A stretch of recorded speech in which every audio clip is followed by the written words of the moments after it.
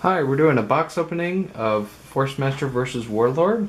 Yesterday we received this at BashCon as a prize, and so I wanted to just go over the main pieces of what's included in the box first. First we have here the rulebook, Forcemaster versus Warlord. Goes over each of the new special abilities, each of the new specific things like battle orders. In addition, it goes over the new categories that units can have, such as autonomous, cantrap, indestructible, indirect, and such. We'll talk about these later, or potentially in the next video.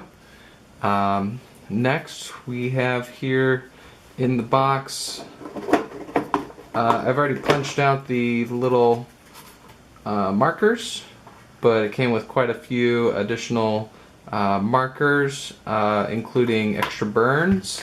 Seems like people needed those. But in addition, it came with, I'll go ahead and put this box to the side, came with the veteran token, and which is a feature that the Warlord has, where if a unit successfully attacks something in melee and I believe kills it, then it gets the veteran status. Let's see.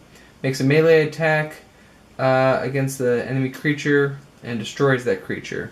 It becomes a veteran. And so for that it gets an extra armor and a extra one attack. Or sorry, an extra melee dice attack. So for example, if a goblin somehow is able to kill something, it would get one armor and an additional attack, so that would make it a 4 attack in melee. Note that this doesn't affect range attacks. Another new one is taunt for the orcs. There's a orc special card, a bodyguard, that the Warlord gets, so this is to go with that.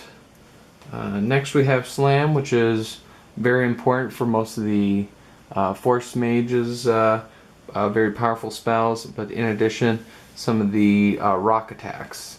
So we'll look into that in a little bit.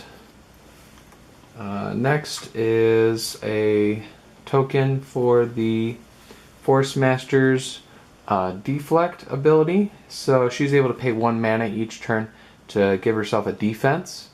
So to activate, you have to use it, you have to pay 1 mana. But if you get a melee attack you don't want to hit yourself, you pay 1 mana.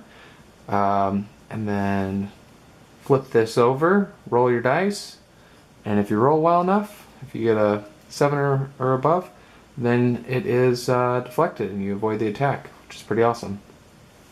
However, that is a one-time use per round. Next we have this little compass thing, and this is used for when the Forcemaster does attacks that push things in random directions. So you have to roll a d12 to figure out which direction each of the creatures go. This goes along with the spell Repulse, which we'll be talking about here in a moment. Lastly, we have here the Visible and Invisible token. This goes along with the Forcemaster's Stalker. When he is invisible, he gains the Elusive and Pest ability. And then once he creates an attack, he becomes visible. So he gets this token to show that. Alright, so we'll be talking more about him later.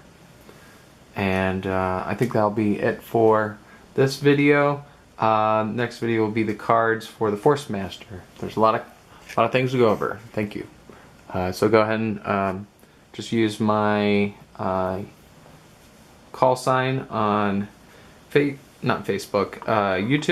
to find the card video for each of the mages, the new mages. Thank you.